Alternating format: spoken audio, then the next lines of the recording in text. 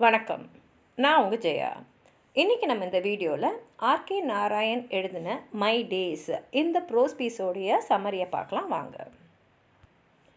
RK Narayan Indian English லிட்ரேச்சரில் ஒரு முன்னணி எழுத்தாளர். அவருடைய இந்த மை டேஸ்ன்றது அவருடைய ஆட்டோபயோகிராஃபிலேருந்து எடுக்கப்பட்ட ஒரு ப்ரோஸ் பீஸ்.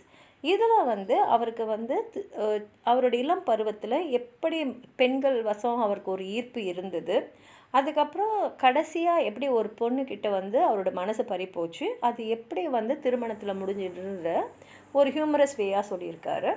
இதில் ஆரம்பத்தில் பார்த்தீங்கன்னா அவர் ஒரு இம்மெச்சூர்டாக பார்க்குற பொண்ணுங்க மேலெல்லாம் அவருக்கு ஒரு ஆசை வரும்.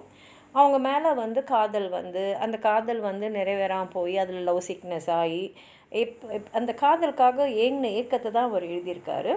அதுவும் அந்த காலகட்டம் அதாவது 1920 பார்த்தீங்கன்னா சமுதாயத்தில் ஆண்களும் பெண்களெல்லாம் ரொம்ப பழகலாம் விட மாட்டாங்க, ஒருத்தர் பார்த்து கூட முடியாது. அப்படி இருக்கிற காலகட்டத்தில் ஒருத்தர் பார்த்து விரும்பி கல்யாணம் பண்ணிக்கிறோன்றது நடக்காத ஒரு விஷயமாக தான் அப்போ இருந்தது.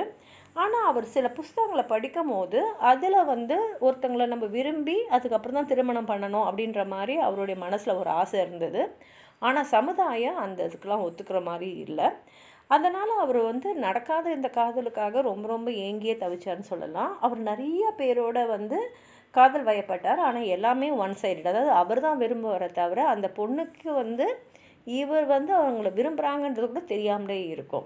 ஏதாவது ஒரு பொண்ணு அப்படி போகிற வழியில் ஒரு இவரை நிமிர்ந்து பார்த்துட்டா கூட போதும், உடனே அந்த பொண்ணு மேலே அவருக்கு ஒரு காதல் வந்துடும். ஒரு நாள் பார்த்திங்கன்னா ஒரு பச்சை கலர் புடவை கட்டிக்கிட்டு அவர் தெருவுக்கு பின் தெருவில் இருந்த ஒரு பொண்ணு மேலே ஒரு காதல் வந்தது. அவங்க ஒரு இன்ஜினியரோடைய சிஸ்டர்-இன்-லா.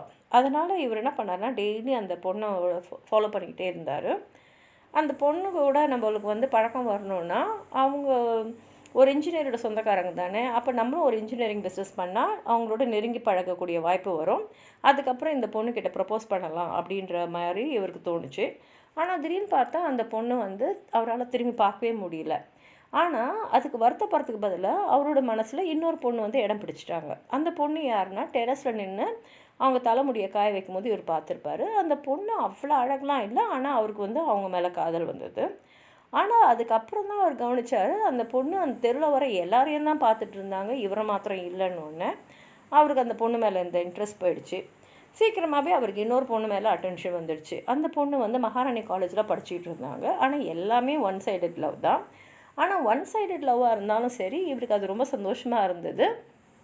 அது அவருடைய குறிக்கோளாகவே இருக்குன்னு சொல்லலாம். அவரோட நண்பர்கள் கூட அவருங்க பெண்களை பற்றி ரொம்ப பேசுகிறதுனால அவருக்கு காதல் வயப்படணும் அப்படின்ற உணர்வு மாத்திரம் அதிகமாகவே இருந்தது. அது எந்த அளவுக்கு போச்சுன்னா அவங்க அம்மாவை பார்க்க ஒரு பிரிட்டிஷ் லேடி, அவங்க லேடி டாக்டரு, அவங்க மேலேயும் அவருக்கு காதல் வந்தது. அதுக்கப்புறம் அவருக்கு ஒரு பெண் ஃப்ரெண்டு இங்கிலாண்டில் அமைஞ்சாங்க. எல்லா வாரமும் 2 பேருமே கடிதம் எழுதிப்பாங்க. அவங்க அவங்களோட ஹாபீஸை பற்றி மற்ற விஷயங்களை பற்றி தான் எழுதுவாங்க. ஆனால் இவர் அவங்க மேலே இவருக்கு இருக்கிற ஈர்ப்பு, அவங்கள அவர் விரும்புகிறது தான் எழுதுவார்.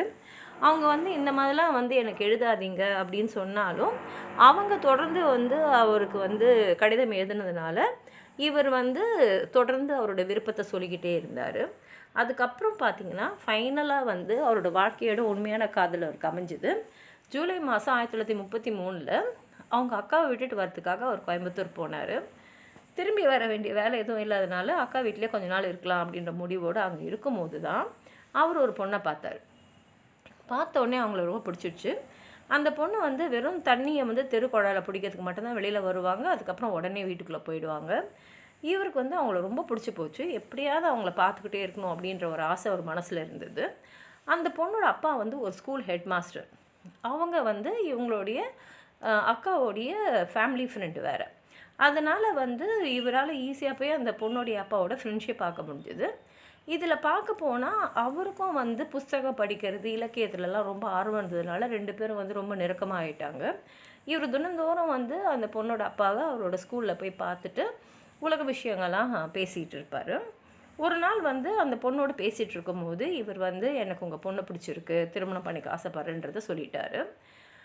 அந்த டைமில் பார்த்திங்கன்னா சமுதாயத்தில் அப்பா அம்மாக்கள் தான் திருமணத்தை பேசி முடிப்பாங்க. ஆனால் இவரே நேரடியாக போய் உங்கள் பொண்ணு எனக்கு பிடிச்சிருக்குன்னு சொல்லும் போது அந்த பொண்ணோட அப்பாவுக்கு என்ன செய்கிறதுனே தெரியல. ஏன்னா வந்து எப்படி வந்து இதை ஏற்றுக்கிறதுன்றதும் அவருக்கு புரியவே இல்லை. ஆனால் அவர் என்ன சொன்னாருன்னா, சரி சரி உங்கள் வீட்டில் இருக்கிற பெரியவங்களை வந்து பார்க்க சொல்லுங்கள், அதே மாதிரி ஜாதகம் முதல்ல பொருந்தணும், அது ரொம்ப முக்கியம் அப்படின்னு சொல்லிட்டாரு.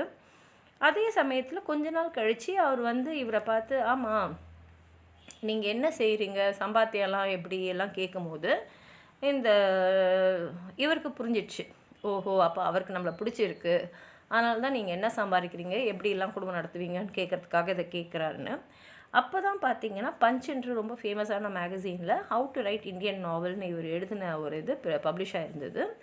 உடனே அவர் சொன்னார், இது பாருங்க நான் ஃப்ரீலான்ஸ் ரைட்டராக இருக்கேன், இதுலேயே எனக்கு நல்ல சம்பாத்தியம் வரும், கூடிய சீக்கிரத்தில் நிறைய எழுத ஆரம்பிச்சிடுவேன்னு சொன்ன உடனே அந்த பொண்ணோட அப்பா சொன்னார், ஏன் உங்கள் அப்பாவுக்கு நிறைய பேர் தெரியும்ல, பெங்களூரில் ஒரு வேலையும் நீங்கள் வாங்கலாமே அப்படின்னு சொல்லும் போது, இல்லை இல்லை என்னுடைய பொருளாதாரத்தோடைய பிரின்சிபல் இது தான், நான் இந்த மாதிரி எழுத்து துறையில் தான் சம்பாத்தியம் பண்ணிவிட்டு அதில் தான் எனக்கு ஆர்வம் இருக்குது, நான் அதில் தான் வரணும்னு நினச்சிட்டு இருக்கேன் அப்படின்னு வந்து சொல்லிட்டார்.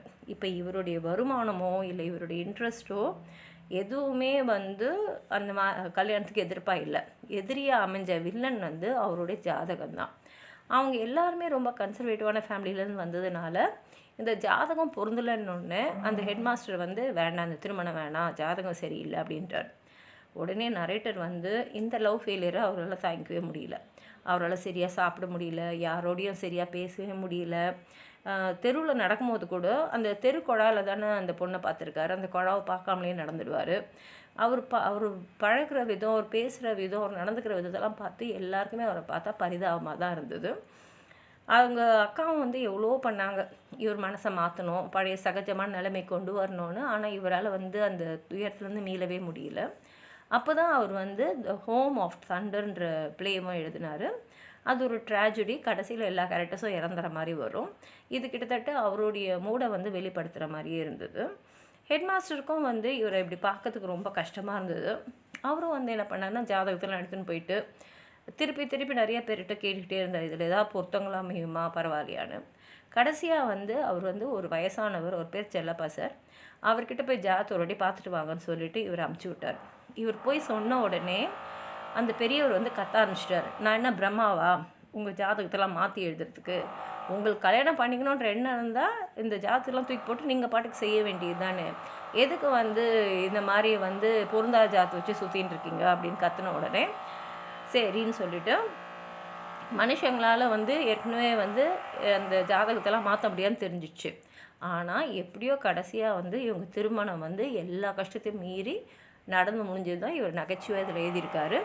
உங்களுக்கு எதாவது சொல்லணும்னு நினச்சிங்கன்னா கீழே இருக்கிற கமெண்ட் பாக்ஸில் எழுதுங்க. இந்த வீடியோவை லைக் பண்ணுங்கள், உங்கள் ஃப்ரெண்ட்ஸோடு ஷேர் பண்ணுங்கள்.